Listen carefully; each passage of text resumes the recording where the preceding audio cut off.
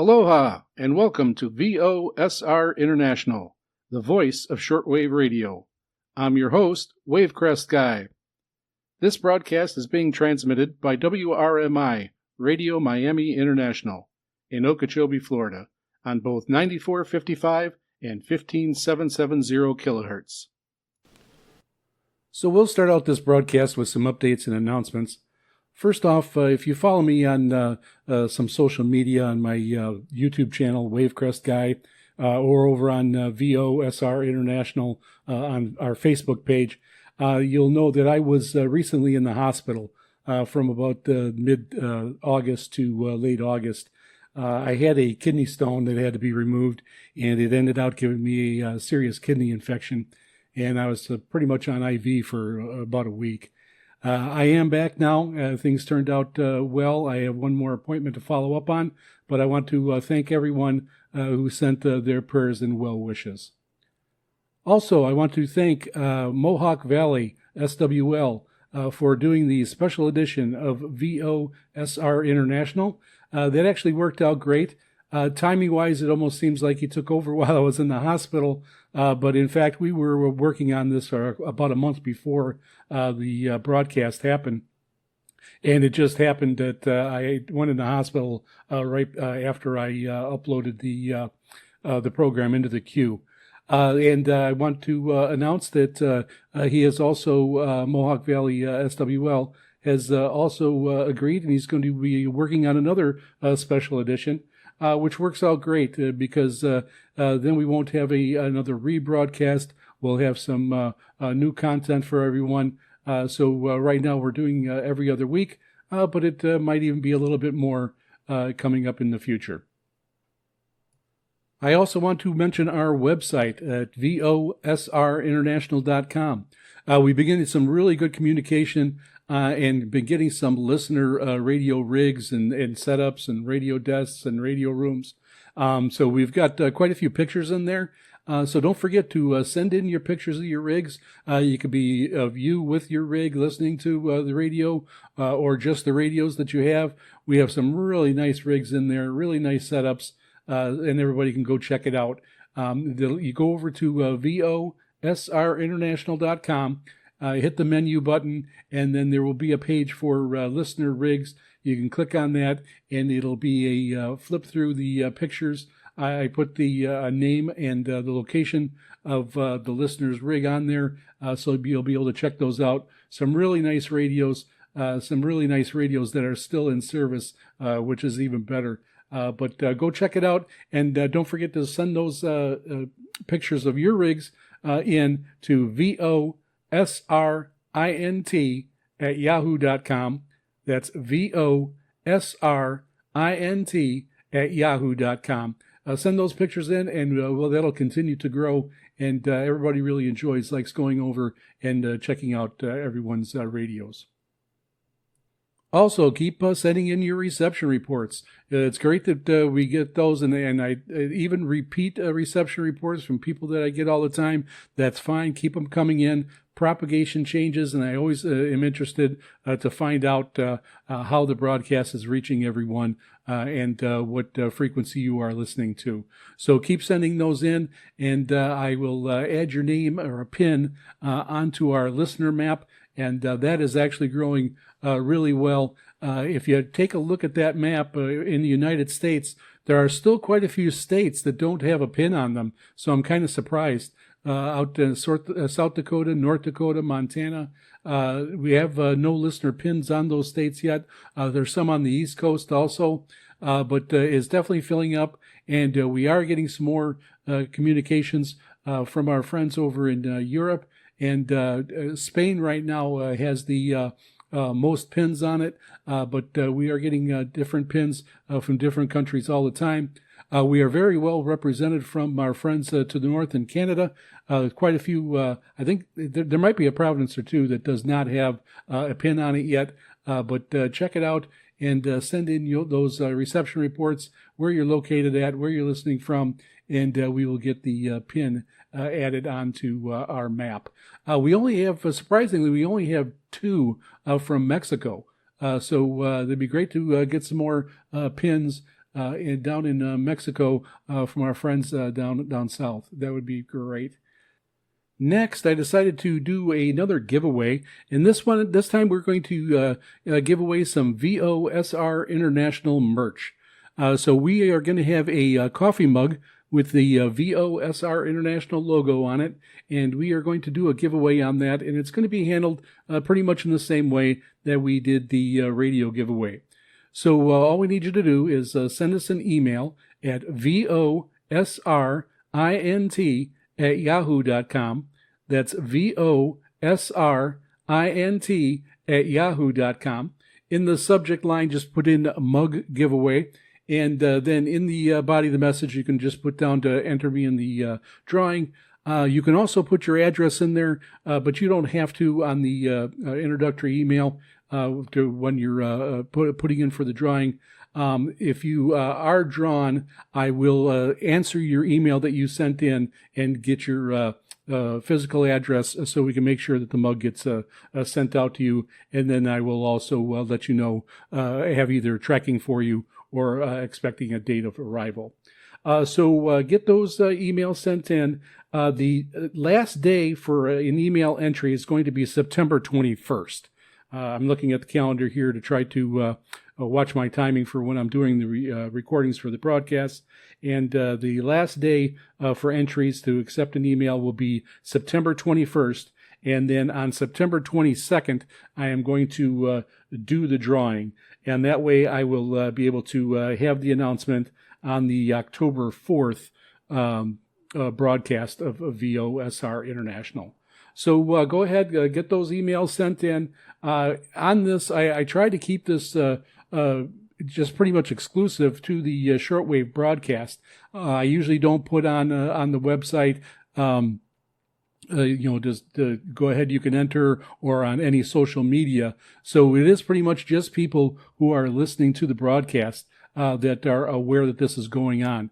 So that is definitely helps. I will end up putting a picture of the mug on our website at VOSRinternational.com. I'm not going to put any information on there about how to join. So you pretty much have to listen to the broadcast for that. But I will have a picture of the mug out there, so you can go ahead and take a look. It's really nice. You'll enjoy it, and it's packed really well for being shipped to the winner. So get those emails in, and good luck, everyone. And now, on to the show. So I want to do a brief introduction for the next segment. I had recorded this segment a few months ago already, and it ended out to be in a few parts. In this part one, I say that it's a two-parter, but I actually had three parts for this segment that I will continue on with. But it is about the K180 WLA shortwave radio antenna, and I also wanted to mention that, everyone knows that by now that I live on the small island of Molokai here in Hawaii, and I live in a small condo complex, so I am very limited on what I can use for antennas. I can't put up anything permanent. Long wires are out. I've tried many different ways to try to set up a long wire, and these other antennas that I ended up getting them all worked so much better with much less noise. So I ended out, I have segments already done up for the MLA 30 Plus antenna. So those will be, that'll be coming out in the future also. Then I moved to this K180 WLA antenna, and you'll be hearing the first segment here tonight. And then I also, from then on, I went to K480 WLA, which I like very much. So I've been lucky to get a better antenna, and it has been a step forward each time I went on to a different antenna. But I think it's really important because there's different price points, there's different things about these antennas that you should know about, and they might not all work for everyone. So just because the K480 WLA works best for me, in your situation, you might be better off with this K180 WLA, or even an ML30 Plus, which in all of them, again, have different price points. So it's really important to be able to compare these different antennas and to help judge and see which one might fit your situation. So for my antennas here, I mount them all on a PVC pole, only about 5-footer, and then I have the wire run through a window out on to my lanai. So I can't leave them set up out on the lanai. I have to take them down every time I'm done with it, and I just put it in a closet. So it's very easy to do. It only takes a second. I just go out there, set it up on a chair, lean it over the railing, and I'm all set to go. So just a little background of this segment, and that it is an older segment, but these antennas are still out there, very popular, and are going to fit a niche for some people in certain situations. So hopefully this helps you, and you can always go ahead and check us out at VOSRinternational.com. I'll have some links over to the videos I did when I was doing some of these radio antennas and putting them together. Enjoy the segment. So we are going to move over to an equipment segment here, and this one's going to be a little different. First off, it's going to be a two-parter because I actually ended up ordering a new antenna.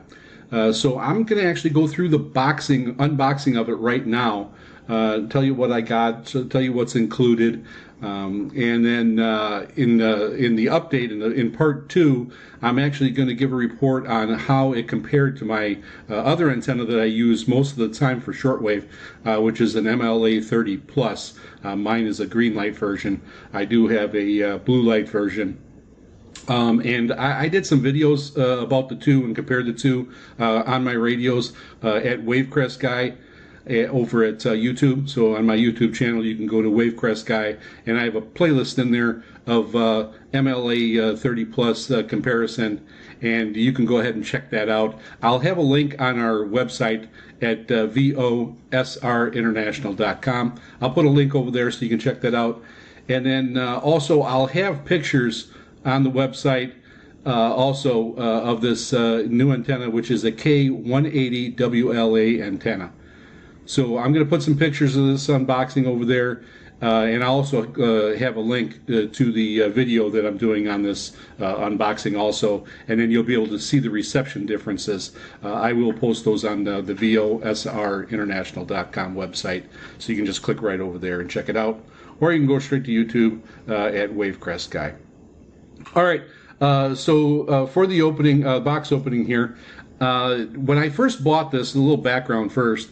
When I first bought this, I started looking at them, and I started hearing about them online in 2024, late 2024, probably around November. So I was looking and watching, and I was checking eBay, I checked AliExpress, and I checked Amazon, and they were going for about $100. And AliExpress had them cheaper. They were probably around $75 to $80 at the time. And as the new year came around,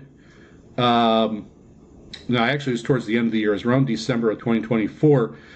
They came down a little bit, and on eBay they were about $55, $53. So I actually put one. I clicked a little heart there, so I was watching it. I had it on my watch list, and as they often do, they sent me an offer to go ahead and buy it. This one, I've never gotten an offer like this before because it was $12. So I ended up going ahead and I completed the purchase right away, but it kind of took forever. I had to leave them a message. It was, of course, coming from China. They said it got stopped at customs. They said it was returned. That happened a few times. But here it is, the end of April, and I finally did get one. When it did come in, it was in a much smaller box than I had pictured. You know, when you see those, you see this one actually is a complete kit, and of course it had pictures of the kit in the advertisement, and it had 3 pieces of PVC there for the antenna. So I'm thinking, okay, this is going to be a little bit bigger. But the box that it came in was only about 11 inches wide. It was 6 inches deep and across, and about 3 inches deep. So it wasn't a huge box. So in opening it here, I'll go through what comes with it. And so in opening the box, first off, right on top, is the instruction manual. And this instruction manual is the biggest one I've ever gotten for an antenna, and I've probably only gotten about 5 different antennas I've tried. But this one by far is the biggest, and it's like a little booklet. It's just stapled together, but it's 7 pages. And I'll go through that a little bit later here as we go through the unboxing. Next, the first thing on top is the cable. And there's about 15 feet of cable here, and it's going to go to the antenna itself. There's a box underneath it that this will hook up to, and then you can run it inside. I have my setup right next to my lanai, so I feed it through a window, and then I have the other box right here that you connect this cable up to. It's right next to the radio, and then there's another connector that you hook it up to the radio. So there's a couple connectors on there, but you got 15 feet of wire, which should be plenty to get you outside and be able to use it that way. Excuse me. Next, there's a couple different cables that you can connect it up from the box to the radio. I use the 3.5 millimeter. That works best for me, but you have a couple options there. Then it also has the charging cord, which is a USB, and it plugs in.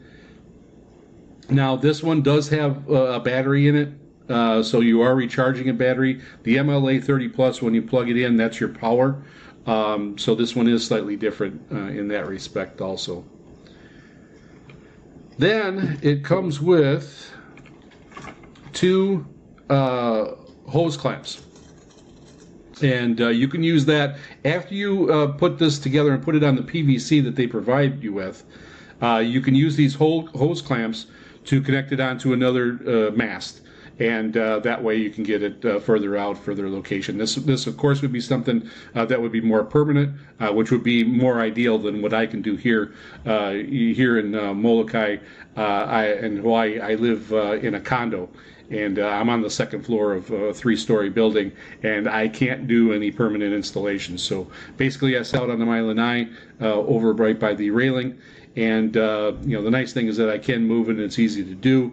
But I can't keep it out permanently. I have to take it back in after each use. So you got those 2 hose clamps that you can put it onto a larger mast. Then it comes with 3 pieces of PVC. And these, they're about 3/4 inch PVC. And they're about a little over 10 inches long a piece. And so you're going to get... there's also 2 union connectors, so you get a little bit of extra length there by putting them in the unions and making them the 3 pieces one long piece. So you have that. And then one of the pieces has an end cap on it, and that's where you're going to be putting the wire of the antenna through. There is a slit in that. And so then you can put the wire in there, the loop through there, and then you put the end cap on, and then it holds it in place. So really nice design, really easy, makes it simple. I didn't have that with the MLA 30. I kind of had to do it myself, which it really wasn't a big deal. But this is going to be pretty much just a snap together deal, and I'm going to be ready to go. Then there's a little bit of hardware. There are the clamps and the screws to use to mount this. And what you're doing is you're going to be mounting the wideband loop antenna. There's a box, the amplifier, that on the top of it, this is probably about 2 inches by 3 inches and about 1.5 inches thick. It's got 2 wing nuts right on top, and that's where you're going to hook your loop to. And from there, on the back side of it, there's metal on there. Metal brackets, 2 of them, one on the top, one on the bottom, that are indented to put your PVC pipe in, and then they got the clamp on it to tighten it down. So it's actually really well built. This is the heaviest piece in there. It's a nice solid unit the way they got it built, and you could tell that on this part that you attach the antenna to, it is watertight. It does have a seal on it. There are 4 screws and 1 in each corner. And it is watertight because it's going to be, most likely be outdoors. On the bottom, there is your connector there that you will connect the wire, the cable from that 15 feet spool that was that I first talked about.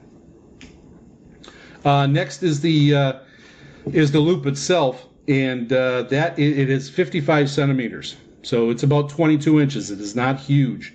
And I don't know, maybe that'll bode well, because the first MLA 30 Plus that I got was the blue light, and that one was about 36 inches. The loop was pretty large on that one.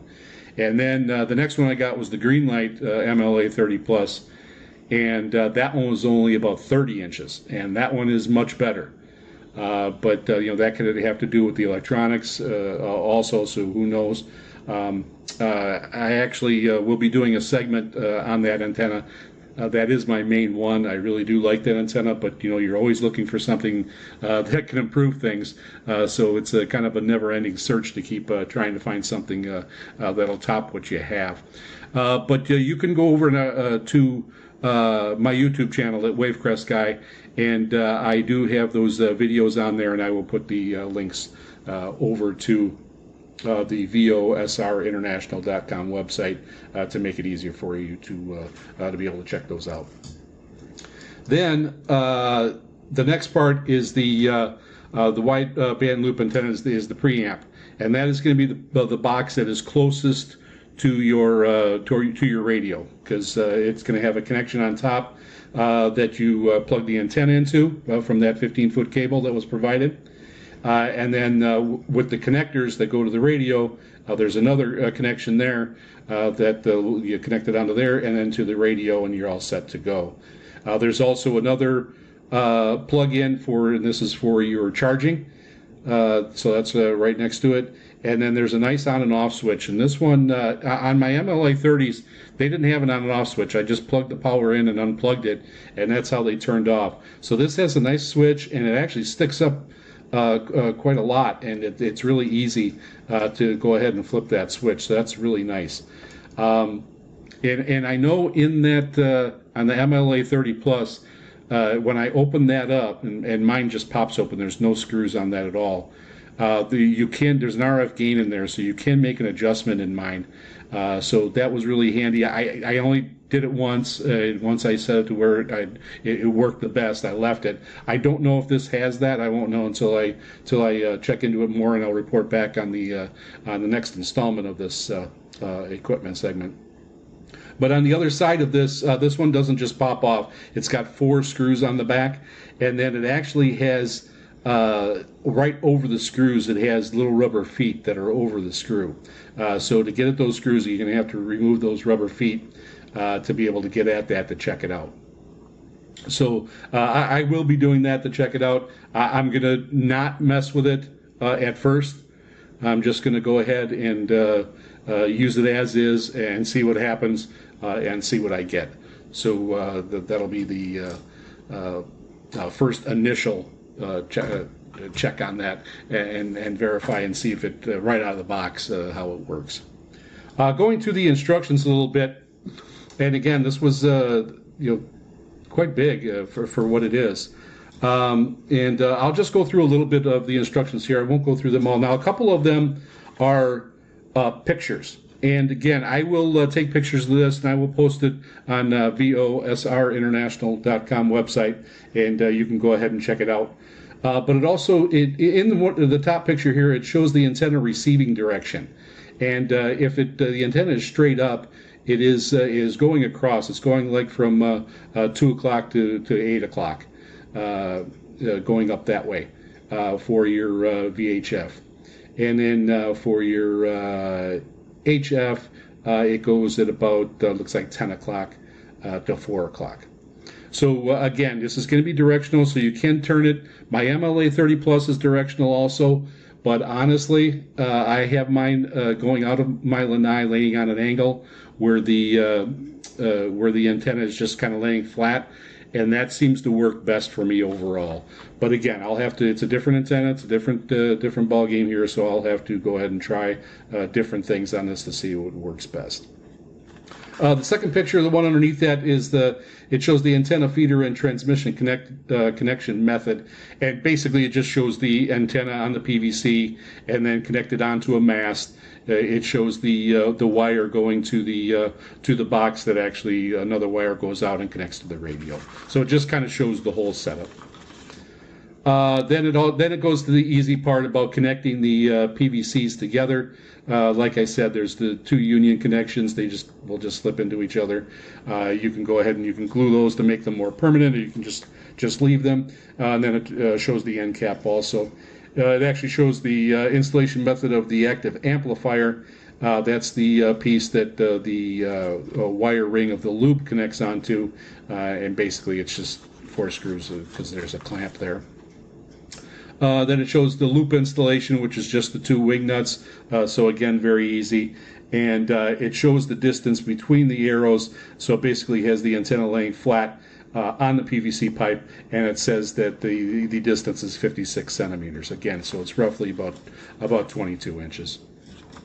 All right, so just starting from the beginning here on the instruction manual, the K180WLA, this is the upgraded version, is a broadband ring receiving antenna. The preamplifier uses ultra high frequency, low noise devices, low noise gain about 20 dB, tolerable to 10 dBm signal strength preamplifier, will not be saturated.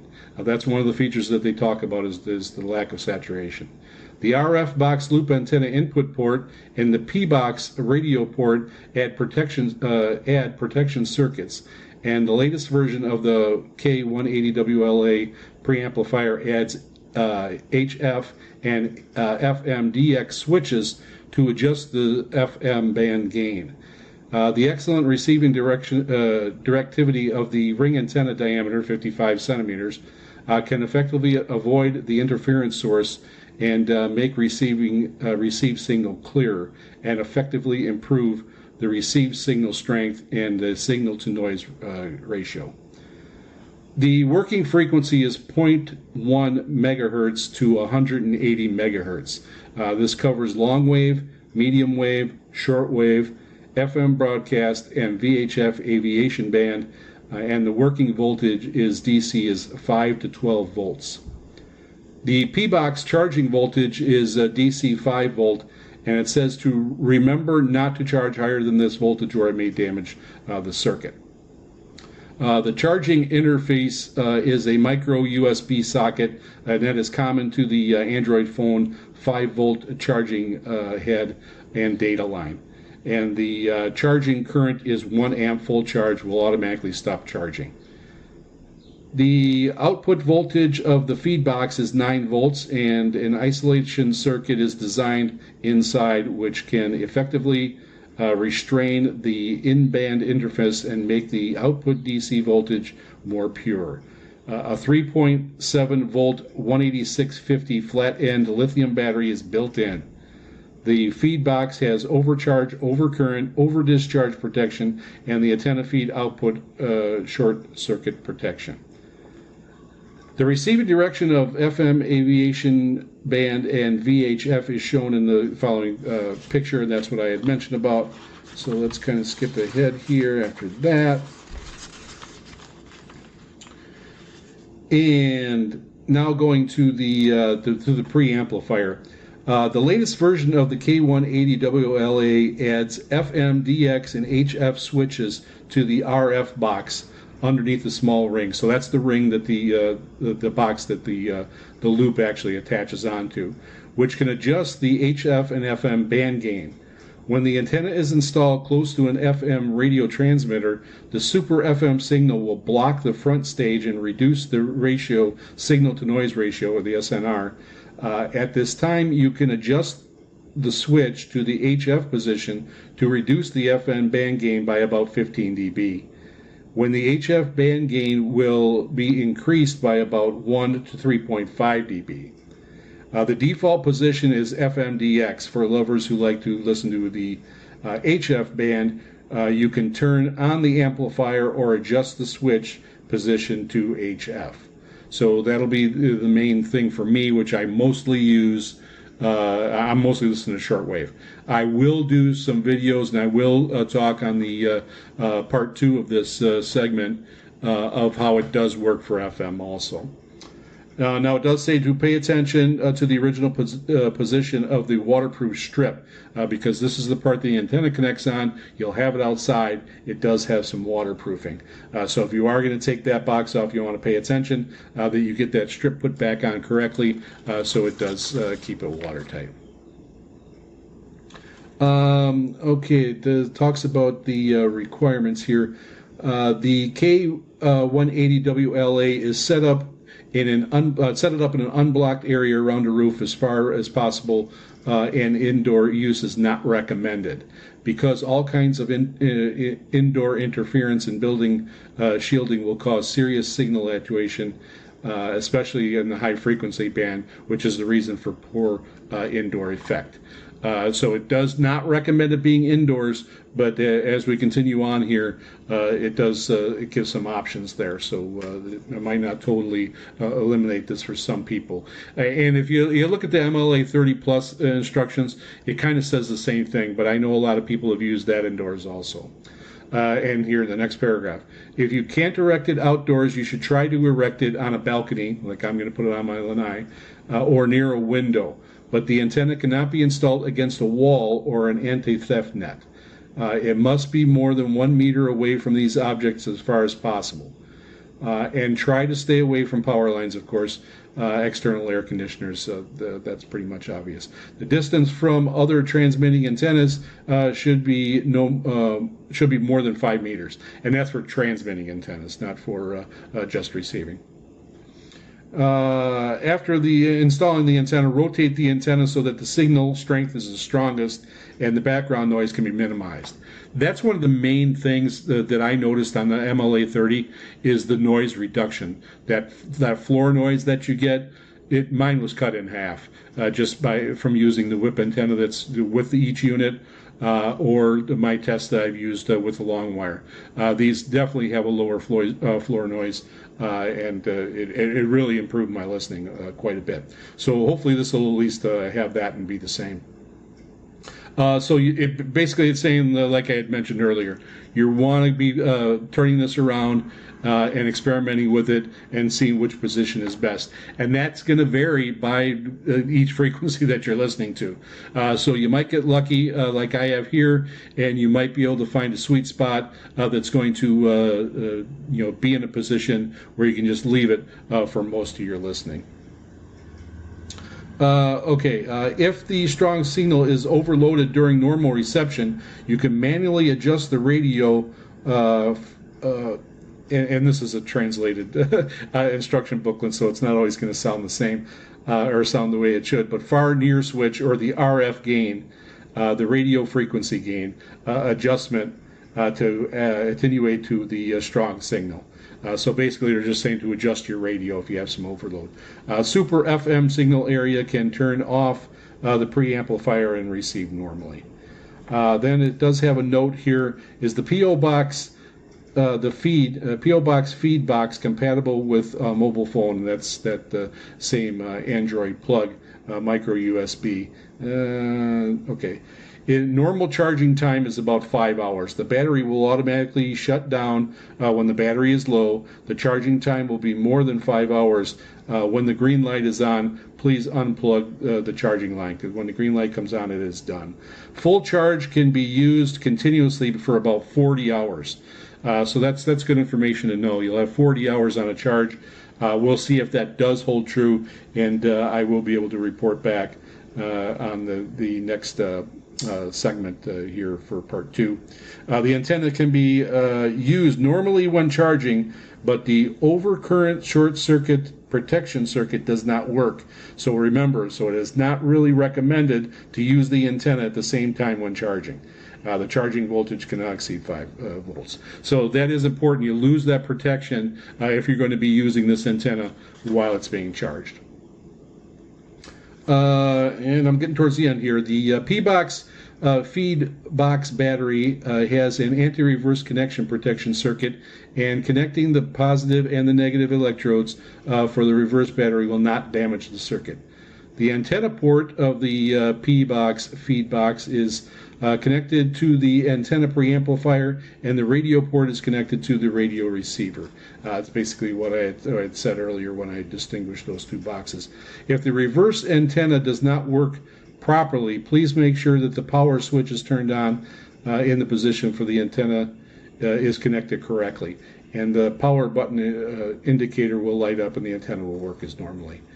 The antenna feeder cannot be pulled with great force, as usually make the shield net strength and cause the SMA inner needle to shrink in.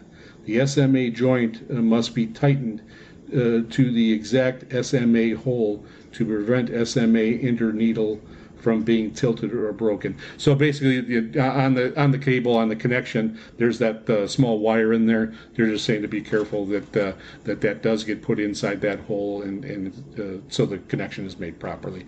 I didn't really get that the first time that I read that, but it makes more sense now. When the antenna is installed and used, the small ring metal part cannot touch the other objects, especially leaves or metal objects, such as an anti-theft net. So that is important. When you're using a mast, they do recommend not using a metal mast for this, or hook it up to the PVC, but metal is not recommended. The radio port connected to the 3.5 plug should not only be connected to the middle core wire, that is the single core wire connected to the receiver grounding, and is empty. Otherwise, the preamplifier may be damaged. You have to remember that. The antenna is an active receiving antenna. It is forbidden to never be used for transmitting. So just a reminder there on that. All right, so that's the end of this segment. Let me know what you think. Tell me if you have a K180 WLA. Tell me if you're still using it. Maybe you're using it to listen to this broadcast. But tell me if you got one. Tell me if you were thinking about getting one. This one is a little more expensive than the MLA 30 Plus, so I do have a little bit of hope that I might see some improvement, but you just never know with these things until you try them. And trying them in different areas does make a difference. So if you do have one and contact us, let us know where you're located at, and let us know how you have it mounted, so we know. Everybody likes to experiment in this hobby with these antennas, and it really makes a huge difference for what you can pick up. So send us what you got at VOSRINT@yahoo.com. That's VOSRINT@yahoo.com. In the subject line, just put in K180WA antenna, and that'll help me be able to sort them and be able to use them and use them during the next update on the show. I will read those out to see who else is using these and how much luck you're going to you had using them. Also, check out the website at VOSRInternational.com. I will have the pictures of this whole unit, and I will have a video of the unboxing on there that you'll be able to click and check out. And also, there'll be another update as part 2 of this K180 WLA antenna review gets completed. And now on to the mailbag. First off, I want to start out just by letting everyone know that I really appreciate all the reception reports. Definitely keep sending them in. It's always good to find out how these broadcasts are going out all over the world. Make sure you put on the frequency that you heard it on, and also the date really helps out a lot too. And I definitely add everyone onto the listener map. And I've also, for people who regularly send in reception reports, I've been trying to mix it up a little bit and send some different EQSLs that from pictures I've taken either of around my radio or even around Hawaii here on Molokai. So send those in, and I will mix up those EQSLs so you get something a little bit different each time. Also, if you had sent in for a postcard QSL card, those are definitely, they have gone out, and some have took a week to get, some have taken about a month to get also. So I don't think I heard from everyone that I sent them out to, but if you have not received your postcard QSL card, email me, and I will get another one sent out. I will check when it was mailed, because it's starting to be a long time, although it does take quite a while to get them out of here from a small island here of Molokai, Hawaii. And then some of them are going all over the world, so it could definitely take a while. But keep me updated if you did not get your card.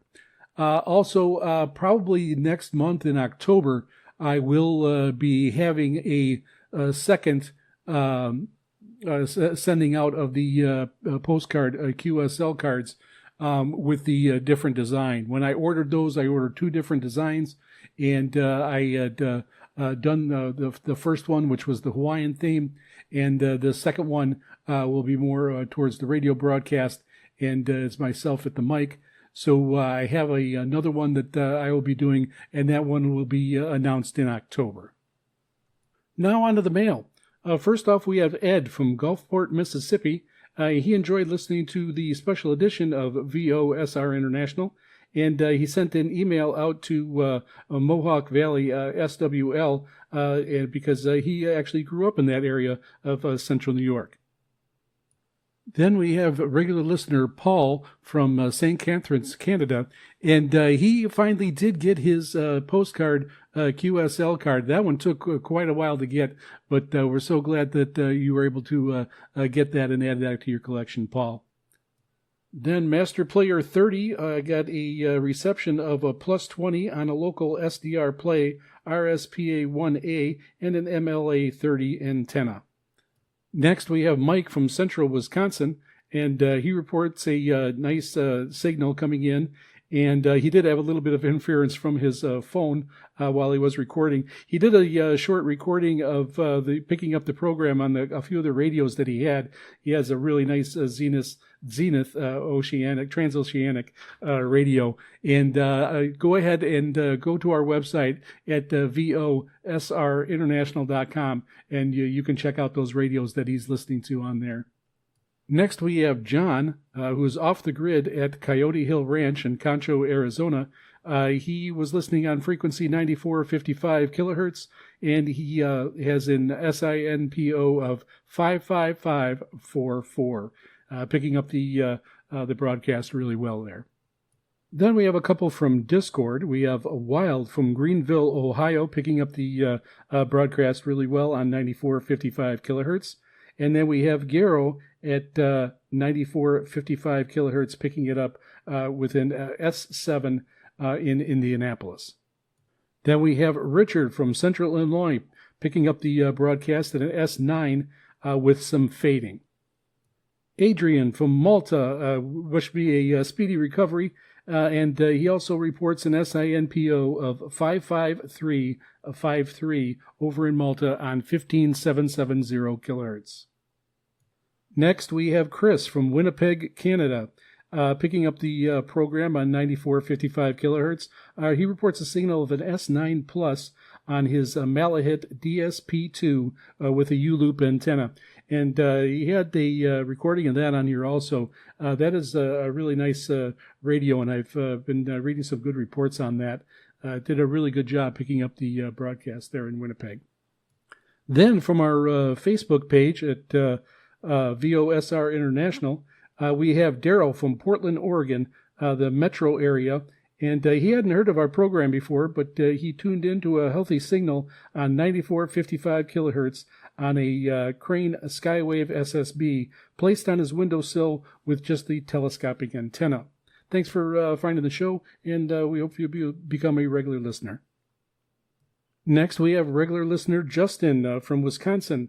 He reports reception of S8 to S9 with an SNR of 28 dB.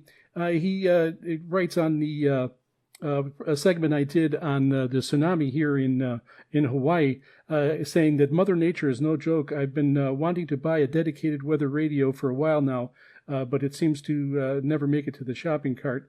My HT has a weather alert feature, and boy, does it make sure you are alerted. But the HT needs to be switched on for it to work. It also, as far as I can tell, does not have a specific area message encoding. And he also wishes me a speedy recovery. Yes, it's really important to have yourself a emergency radio and make sure you are able to power that with have some fresh batteries or rechargeable batteries around and a way to recharge them, which is one of the reasons why I wanted to do that segment. Thanks, Justin.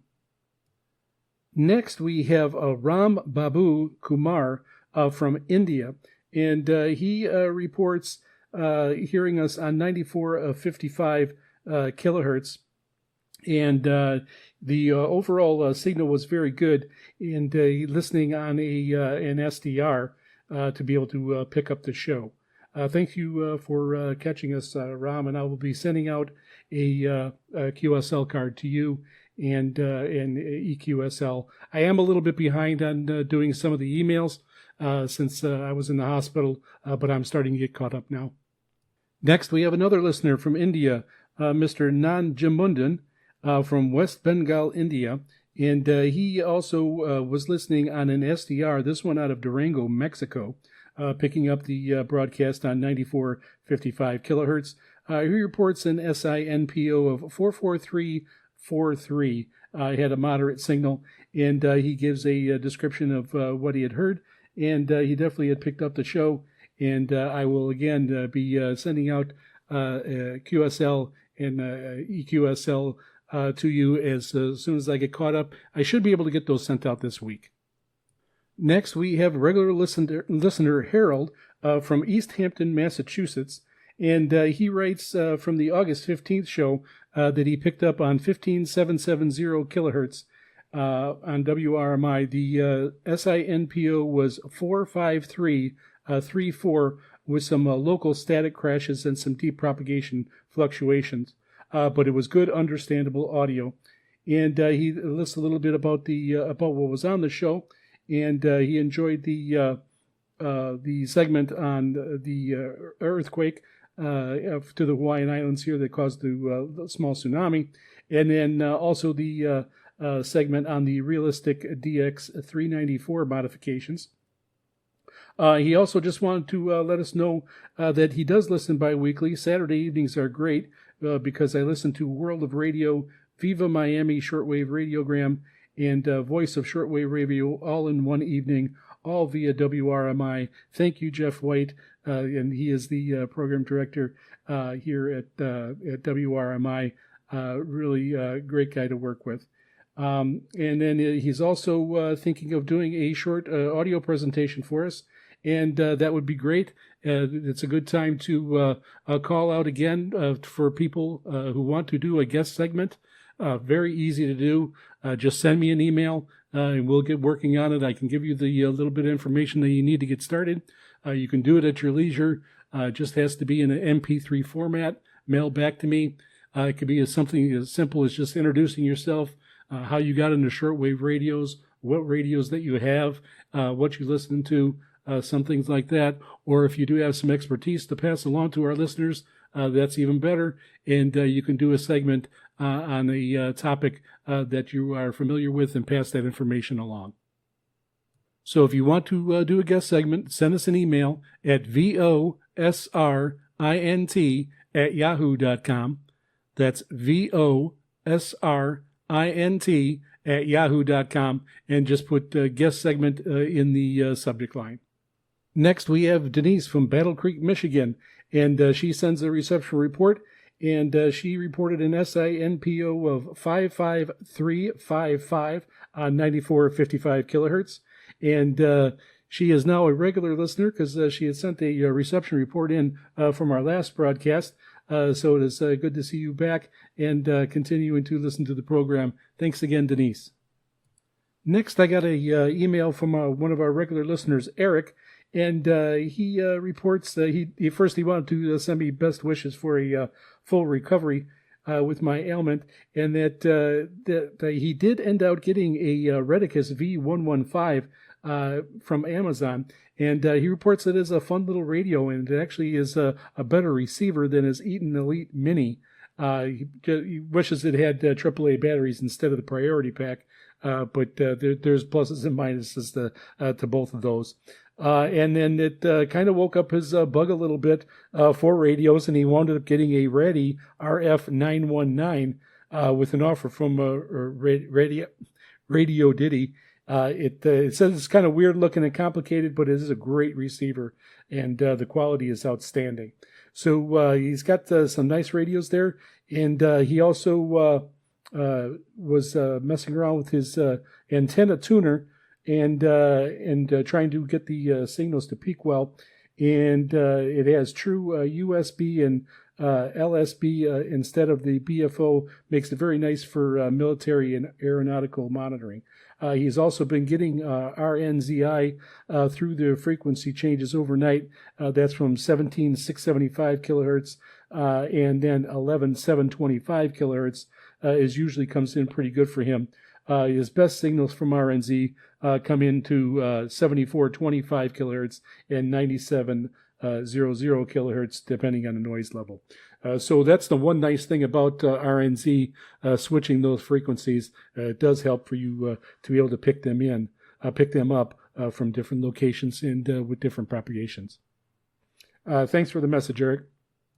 Next, Mick in Chattanooga, Tennessee, sent in some pictures of his rigs. So you'll want to go over to VOSRinternational.com and check these out. He has a vintage tube radio that is a Helicrafter S40B, really nice looking radio, and he's got some nice setup there. So definitely go check that out. Then we have James from Ontario, Canada, a regular listener, and he did get his postcard QSL card in the mail, and he just thanked me for that. And it really is a nice little postcard with the Hawaiian beach on it here on Molokai. And then attached, he had a couple photos of one of his radios, which is a Sony ICF FW07, purchased in 1992. So you can go ahead and check out that radio. It's also on our website at VOSRinternational.com under the listener radios. Next, we have Terry from Spring Hope, North Carolina. And they really enjoyed the program tonight. That was from Friday the 22nd. I'm listening to you on 9455 kilohertz on my Ratty RF320 radio. Reception is pretty good, but then we had the remnants of Aaron blowing by. I'm glad there's someone out there talking about shortwave radio.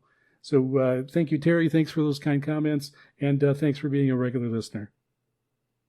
Next, we have Artur from Malgrat de Mar, Spain, and he writes that he picked up our station and our broadcast and was surprised to receive the broadcast related only to shortwave radio. But I can tell that it was very interesting and a nice surprise. He did have a suggestion of perhaps including some in the programming, some music or some recordings of shortwave radio stations, and it might make the program nicer. Thank you for those suggestions. And he is also writing and gives a synopsis of what he had heard. But he also practiced the hobby of DXing, listening to radio stations, and he demonstrated his reception below. He does have a clip that he recorded and sent me. So it's great to have another listener from Europe, and we already put a pin on our listener map, and I will be getting in QSL and EQSL sent out to you shortly. It should be this week. Next, we have Vasily from Selo, Nizhny, Russia, and he picked up our program on 9455 kilohertz with an SINPO of 5555, but he was using the Kiwi SDR in Grotto, Sweden. So he was able to pick up the program that way. And he gives some details of what was on our broadcast, and he also has a short clip from the broadcast. Again, Vasily, I will be getting out in EQSL and QSL sent out to you this week. Next, we have Dmitry from Blyauhara, Kazan, Russia, and he was able to pick up our program using his AirSpy HF Plus with a K180 WLA magnetic loop antenna, and he was picking us up on 15770 kilohertz. He reports that he had a lucky chance to listen to the Voice of Shortwave Radio last weekend. Thanks for the interesting radio stories. He is in Kazan, Russia, And shortwave reception in my home location, an apartment inside the city, is not favorable. So I used to do DXing in the summer house on the outskirts. Your program aired at 2 a.m. our local time. Anyways, he had something else to keep him up at night, and so he decided to tune in, and it had a decent signal quality. Not perfect because of the moderate strength and some fading, but quite legible overall.